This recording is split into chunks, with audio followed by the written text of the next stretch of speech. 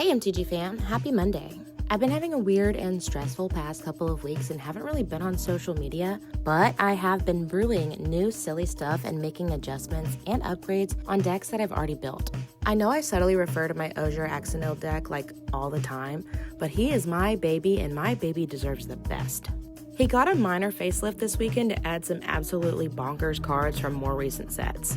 So to me, this is an equipment-heavy deck. My ideal situation would be to have a super beefed up and protected guy to slang the hammer.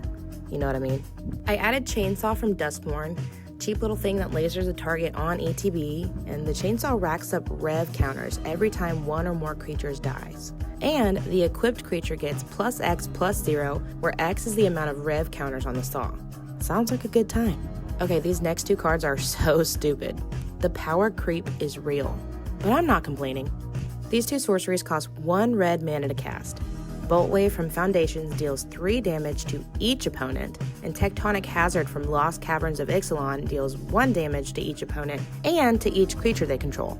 Both of these cards have the ability to throw a huge punch to the face. Plus, Tectonic Hazard is essentially a 1-drop board wipe, depending on how large and in charge little OJER is. So I'm not 100% sure how I feel about this card yet, but I wanted to give it a chance. I added a Room from Duskmourn, Glassworks/Shattered Yard.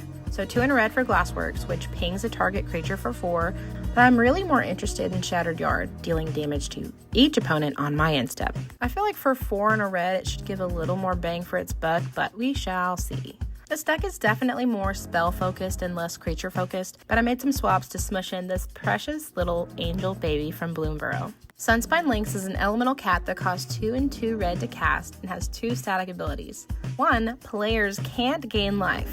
Love that. And 2, damage can't be prevented. Extra love that. For me. Plus, when it enters, it deals damage to each player equal to the number of non-basic lands that player controls. So even if it's only 1, OJER is going to stick a magnifying glass on that and just slap them in the face. My favorite thing about the additions to the deck is the recurrence of the word each. It's beautiful. In total, I think I maybe changed out about 18 cards from my previous deck list. If you want to see the whole list, you can look up Mads MTG on Moxfield. I hope you have a great day, and as always, thanks for hanging out with me.